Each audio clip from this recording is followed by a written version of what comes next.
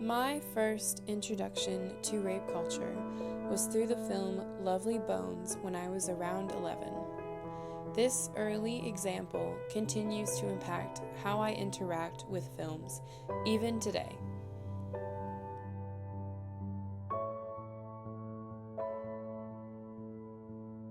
Rape culture is the environment that we live in that perpetuates this era of patriarchy, and some things related to rape culture are super subtle that have just been ingrained in us from the time that we were children, and some are very blatant. Rape culture is the system of beliefs that allow victims of interpersonal violence to be blamed for it. We could think about rape culture as just the experience of feeling constantly threatened, right? But then that leaves out the children's clothes, right? The lock up your daughter onesies for boys and stuff. And I think that that's where I find some of the more insidious examples. So Sleeping Beauty's another one where and Snow White, he literally kisses her without consent.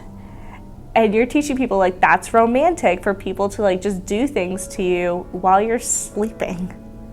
I'm rewatching the show Sex Ed on Netflix, and Maeve, one of the main characters, is called a cockbiter, but throughout the first season you learn that was actually a situation where she was assaulted.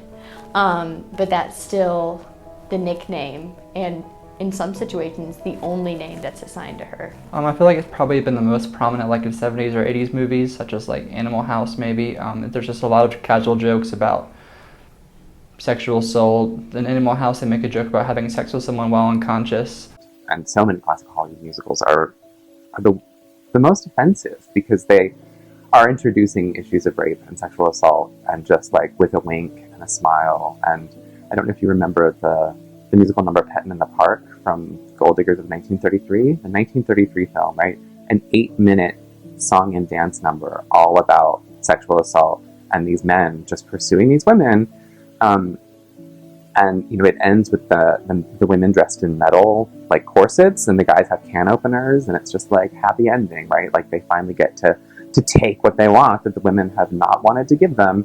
There's that little creepy baby who's raising the blinds on these women's bodies against their will, and it's just so. But so many musicals have this kind of this pursuit. It normalizes blaming people for something that happens to them. But if a bird poops on you, are you going to get blamed for that?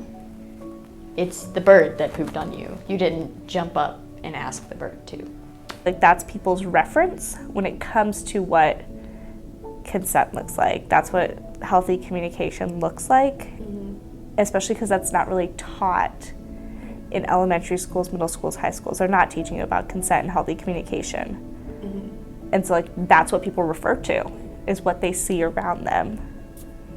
I feel like you can present on that topic in a way that's respectful to people who have had those experiences. And I feel like it is important to tell the people's stories.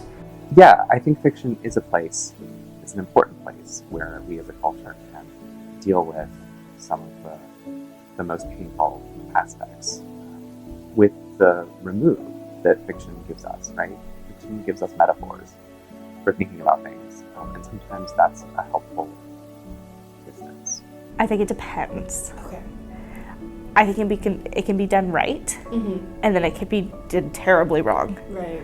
So a lot of movies do it terribly wrong, so Game of Thrones was a really popular one where they use Sansa's sexual assault to be it made me grow up.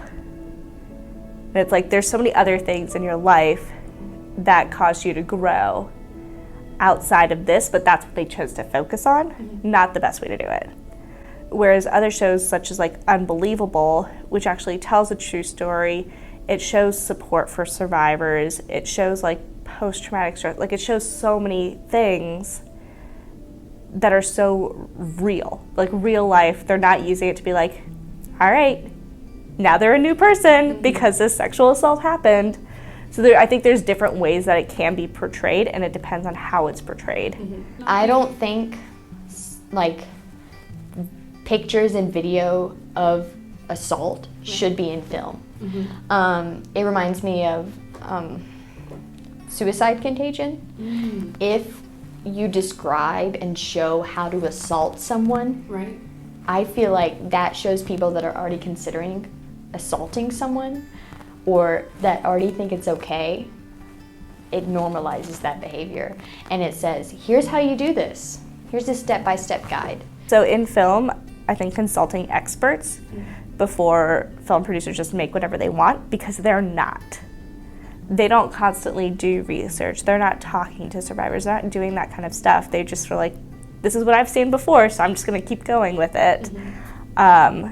So it's similar to like how mental health and suicide ideation's portrayed. Like, the producers are supposed to talk to suicide prevention experts to make sure information is being portrayed correctly. They don't always do that, but that's out there. The same thing could be applied to sexual assault and rape. There are experts in that community who work with survivors and educate large populations, but are they talking to those people before they just show it? And probably causing more harm to people than necessary. I would only put it in your movie if it has a purpose in the movie, if it has more than just a plot device or more than just an emotional reaction. I think it affects us subtly for a lot of people, where we may say something offhanded because we've heard it in TV or media and not even realize that it's harmful. Because we have images in media that normalize assault, that carries over. Any subliminal message has an impact. And when something like rape culture that happens every day in everything basically that we see, it grows into a bigger problem. I certainly don't have solutions. I do think that telling these stories matters. Calling out the problem matters. I think that stories that educate matter. I do think anytime that they do portray rape or sexual assault, they need to have that hope and resiliency piece included in it. So like, this terrible thing happened, that does not define who you are as a person. So that like, it gets better, that there's hope, there's people here who love and support you, who care about you. A lot of times that piece is missing. And that shows, when you include that piece, it shows other survivors who may not have ever come forward that like, there is hope. You're gonna be okay. And that there's people who care about you.